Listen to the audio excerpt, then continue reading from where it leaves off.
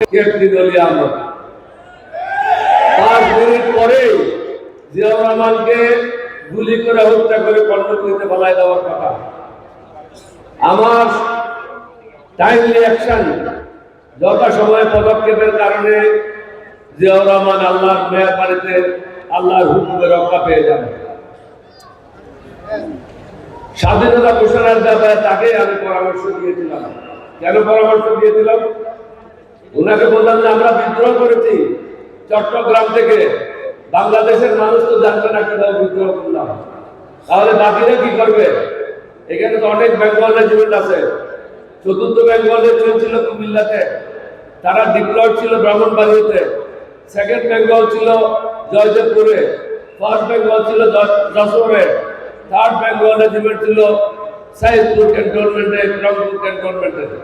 আমরা যদি সেদিন বিদ্রোহ না করতাম এবং রেডিওতে যদি বাংলাদেশের স্বাধীনতা ঘোষণা না হতো, তাহলে এই বেঙ্গল রেজিমেন্টগুলি আর বিদ্রোহ করতো না এবং পৃথিবীর লোকেরাও জানতো না যে এখানে একটা প্রশাসনের বিরুদ্ধে বিদ্রোহ হয়েছে। কিন্তু এই অশিক্ষিত লোকেরা বিদ্রোহ শব্দটার অর্থ বুঝতে না, যার জন্য জামাত আমিরের বিরুদ্ধে কিছু কথা বলছে। তাদেরকে বলবো লেখাপড়া করো, গুন্ডামি করে দিন চলবে না। এখন বৈজ্ঞানিক যুগ, এখন বলবো আমি কেন বিএনপি ছাড়লাম। বিএনপি 2জন প্রতিষ্ঠানের মধ্যে আমি একজন। শহীদ রাষ্ট্রপতি জিয়াউর রহমান প্রথম নাম দিয়েছিল জাগো দল। আমি ওনাকে বললাম জাগো দল মানুষ খাবে না, এটার নাম দেন বাংলাদেশ জাতীয়তাবাদী দল, বিএনপি। এটা ডকুমেন্ট আমার কাছে আছে। আগে যে 2টা কথা বললাম সেটারও ডকুমেন্ট আছে। এই অশিক্ষিত লোকদের যদি কোনো সন্দেহ থাকে আমার কাছে আসলে বিনা পয়সায় তাদেরকে ডকুমেন্টগুলি দেখাই দেবে। কিন্তু শহীদুর রহমান সাহেবকে নিয়ে কটূক্তি করাটা ঠিক হবে না, এটা বেয়াদবির পর্যায়ে। আমি কেন চলে আসলাম নিজের হাতে গড়া পার্টিকে ছেড়ে? দেখলাম জিয়াউর রহমানের বিএনপি নাই। জিয়াউর রহমানের বিএনপির সময় বাংলাদেশের সেরা লোকগুলি আমরা দলে নিয়েছিলাম। আপনাদের কুমিল্লার সন্তান আজিজুল হক সাহেব ইংলিশের প্রফেসর, ঢাকা বিশ্ববিদ্যালয়ের ওনার মতো লোক অ্যাডভাইজার ছিল। কিন্তু জিয়াউর রহমানের মৃত্যুর পরে আস্তে আস্তে অধঃপতনের দিকে যেতে লাগলো। বেগম জিয়ার সময় এসে আমরা কিছু থামাই দিলাম, কিন্তু 2001 সালের পরের থেকে এই দলটি দুর্নীতিবাজ ব্যবসায়ীদের হাতে চলে যায়, সন্ত্রাসীদের হাতে চলে যায়, অশিক্ষিত লোকদের হাতে চলে যায় এবং ঋণ খেলাপিদের হাতে চলে যায়। এটার আমি প্রতিবাদ করেছিলাম, কিন্তু আমার কথা শুনে নাই। তখন আমি চিন্তা করলাম আমার কথা যখন শুনে নাই আমাকে বিদায় দিতে হবে। আমি তখন পৃথিবীতে ইতিহাসে হয় নাই, সাবেক রাষ্ট্রপতি, সাবেক স্পিকার, 6 জন মন্ত্রী, প্রায় 24 জন এমপি, পৃথিবীতে কোনো মানে হয় নাই। তাদেরকে নিয়ে বিএনপির বিরুদ্ধে আমরা বিদ্রোহ করে নতুন দল গঠন করেছিলাম। আমাকে মারার জন্য আমার ঘরে 6 জন অস্ত্রধারী লোক আসছিল। আল্লাহর মেহরবানি, নবীজির দয়া, আমাকে হত্যা করতে পারবেন। আমার লাইফের উপরে যাবৎ 6 বার অ্যাটেম্প নেওয়া হয়েছে, কিন্তু কুত্তাদের গুলিতে আমি কখনো মরব না। আপনাদেরকে অনুরোধ করব,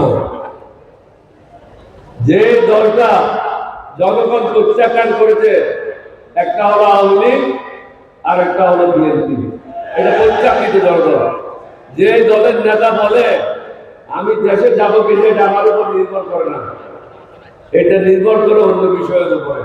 অর্থাৎ মোদী সাহেব অনুমতি দিলে আসবে, মোদী সাহেব অনুমতি না দিলে আসবে না। আপনারা কি মোদীর গোলাম?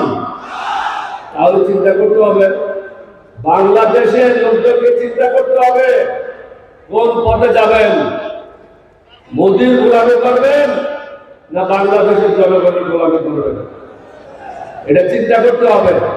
এখানে জামাত ইসলামের বিষয় না, এলডিপির বিষয় না, বাংলাদেশের স্বাধীনতা সার্বভৌমত্বের বিষয়। এই প্রথমবার আমরা সুযোগ পেয়েছি। আমিও জামাতে যোগ দিই নাই, জামাত আল-লিমিতে যোগ দেয় নাই। আমরা কয়েকটা দেশপ্রেমিক দল, জাতীয়তাবাদী শক্তি একত্র হয়েছি কতগুলি কর্মসূচি হাতে নিয়ে। এই কর্মসূচিগুলি কি?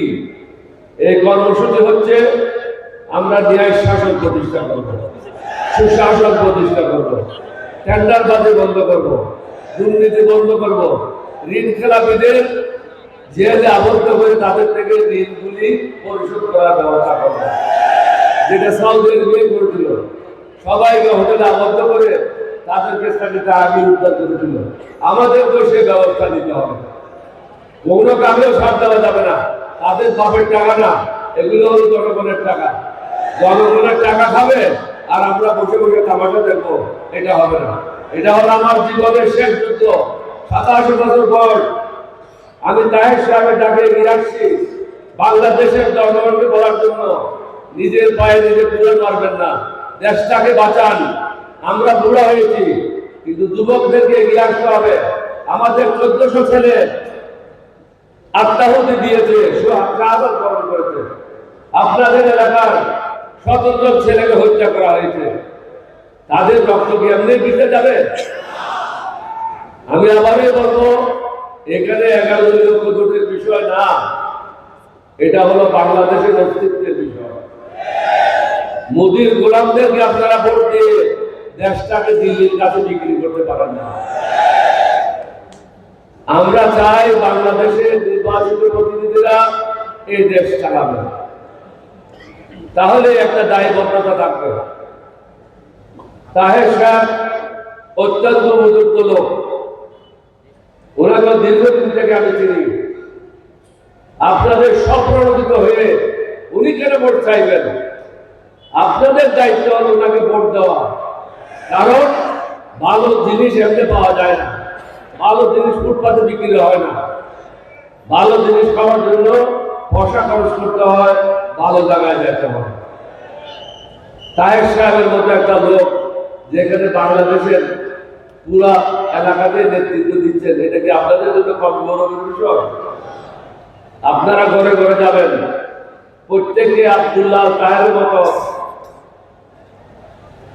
অবস্থান নিয়ে সবাইকে বলবেন, শুধু জিতাতে হবে না, বিপুল ভোটে তাকে জিতাতে হবে, তাহলে তাকে সম্মানিত করা হবে। বাকি হলো